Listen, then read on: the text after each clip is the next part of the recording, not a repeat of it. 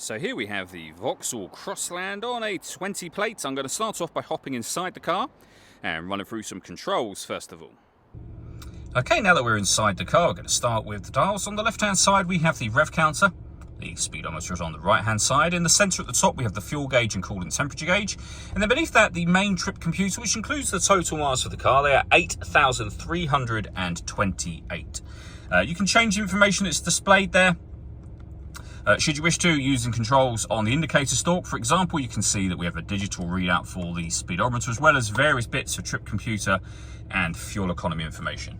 If we back out to the steering wheel, we have the ability to adjust our stereo controls from here. We've also got phone controls, and then we've got cruise control and speed limiter over on the left hand side.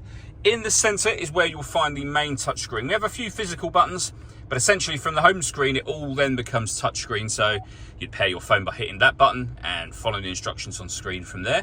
We can access our audio, obviously, where you'll see we've got AM, FM and DAB radio, as well as USB input and Bluetooth audio as well.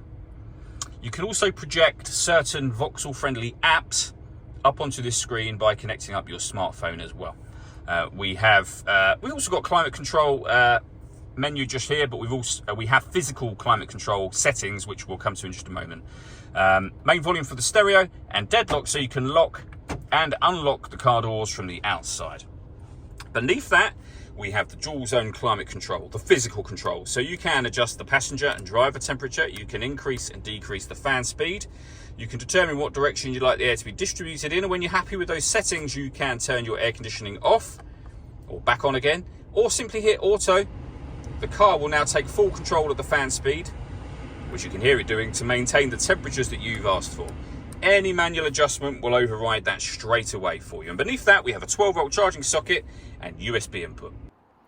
All that leaves me to say is thank you for taking the time to watch this video. If you'd like to come and see this car for yourself and have a test drive, please feel free to call either of our MJA sites. We'd love to hear from you soon.